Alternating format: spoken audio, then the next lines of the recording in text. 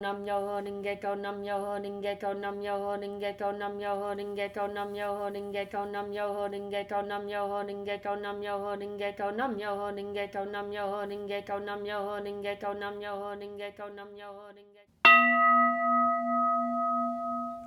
Hi, I'm Margaret, and this is the website where we take Buddhist philosophy and practice and apply it to the concerns and problems of everyday life. Now today, we're going to chew on the topic of, do you know why it's possible to master your mind? Nichiren Daishonin said, learn to master your mind and don't let it master you. So what does mastering the mind really mean, and why is it important? Mastering the mind means that you are aware of being one with the mystic law and are not distracted and overwhelmed by the ups and downs of the negative worlds. Our practice, and it isn't called a practice for nothing, teaches us through different experiences how to strengthen our faith, which then allows us to embody Buddhahood. When we chant for a goal, the results, good or bad, can lead us to self-reflection. Are you maintaining your faith, or are you focusing on doubts, worries, and problems?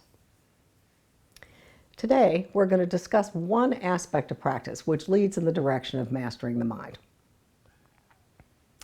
In the Clear Mirror Guidance, Daisaku Ikeda says, quote, "The Gohanzen is a clear mirror. It perfectly reveals our state of faith and projects this out into the universe." He also says, one's mind of faith has a subtle and far-reaching influence. If you aren't getting results from chanting, self-reflect and ask yourself, what am I projecting to the universe? President Ikeda says in his book, Faith into Action, that, quote, 3,000 realms in a moment of life completely elucidates the true aspect of life's inner workings. It encompasses the simultaneity of cause and effect. This means that every thought we have, action, things we say, sets a seed in our lives, a cause that will manifest in the future when the time is right, the effect. Our outer life today is the visible manifestation of the invisible workings of the mind of yesterday. This is the expression of the Buddhist concept, oneness of life and its environment. The thought seeds we set today are the causes that produce the effect, our environment, in the future. The thoughts we dwell upon the most create our life in the future. As Bill Aiken, former SGI USA Vice General Director, says in the World Tribune, November 21st, 2003, quote, "Rather than there being one static environment that we living beings are all born into, every environment is uniquely customized, tailored to suit each of us according to the state of our inner lives.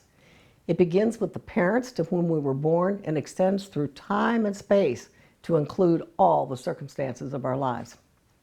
So in a sense, we're all going around with our personal universe, one that extends from the inner depths of our hearts outward to all of the phenomena of our surroundings. We can look at the different aspects of our lives to get feedback on what we're creating. This principle doesn't apply to isolated thoughts here and there, but does apply if we're thinking consistently one way or another. I, and probably you, were taught that our thoughts don't really matter unless we act on them. But nothing could be further from the truth. We are one with the creative force in the core of our lives, so our minds have that same creative capacity as the life force itself. Daisaku Ikeda says in My Dear Friends in America that belief and thought alter reality. This capacity of our minds is truly miraculous. Most of the time, we're just unaware of what we have and take it for granted, or doubt that we really have it. We not only project our thoughts out to the universe when we're chanting, but we do it all day long. And since the universe reflects our thoughts back to us, it's important to be aware of what we project.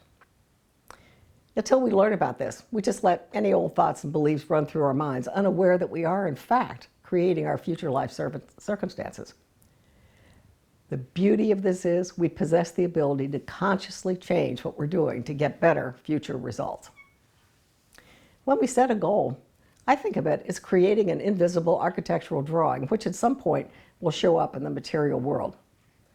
This principle becomes particularly important when you're chanting to overcome an obstacle or a major challenge that would have a negative result if you don't achieve it.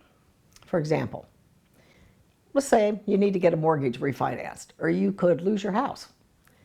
If the challenge isn't resolved quickly, it becomes easy to focus on the fear of losing your home. When fear starts to dominate your thoughts, then it's time to ask the question, okay, what do I want to create? Do I want to create what I fear, or do I want to manifest my desired outcome? As Ikeda says in Faith into Action, quote, in accordance with the principle of 3,000 realms in a single moment of life, pessimistic thoughts or feelings take form just as they are in reality, producing negative results. People who have negative thoughts create effects for themselves that perfectly match their thinking. So it's important to be positive. I have a little cat here, a new kitten. Let's say you're in front of the Gohanzen chanting for a goal. Ikeda says, when you decide to be victorious, every nerve and cell in your body will orient towards your success. But if you think this isn't going to work out, then every cell is defeated and gives up the fight. He continues with this concept of the clear mirror guidance in My Dear Friends in America. He says, if you practice faith while doubting its effects, you will get results that are at best unsatisfactory. On the other hand, when you stand up with strong confidence, you will accrue limitless blessings. As you can see, these two attitudes produce very different possibilities. I discovered years ago that you can set a cause for a future effect without even realizing what you're doing. I had a supervisor who was disorganized.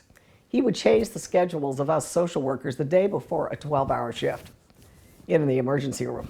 It drove me crazy, and I began to think negatively about him. And one day, I realized my relationship with him was going downhill. I didn't want that to happen. I needed that job. Having recently learned something about the power of thought, I decided to try an experiment. I deliberately started to think in a positive way about him without saying anything to anyone. And to my amazement, within 24 hours, I was on his Golden Girl list.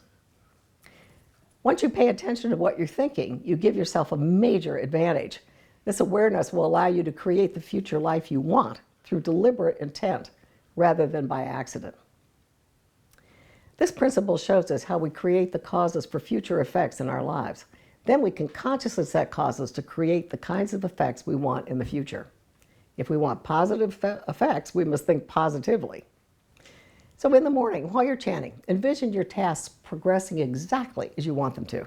You'll find everything moves more smoothly. It can be a real challenge to notice the subliminal thoughts that fly by so quickly.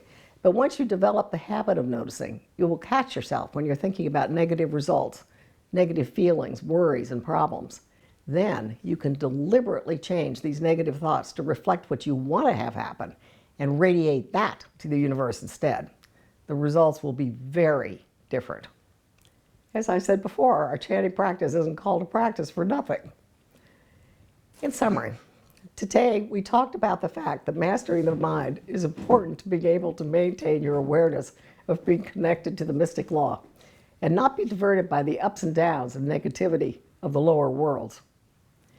Today, we discussed one aspect of mastering the mind, becoming aware of whether you're focusing on your goal, chanting for what you want, or focusing on the problems to achieving it. And in conclusion, in order to create a positive future, we must set the seeds of positive causes today. Here are some other URLs that might be related and helpful. Know why your attitude is important while chanting?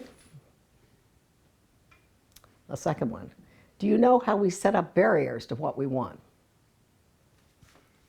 A third one, do you know why you should be grateful for adversity? I am thoroughly enjoying your comments. Please keep them coming. And if the cat was distracting today, I'm sorry. She's young and she's just getting used to our new routine. I'll see you in 2 weeks.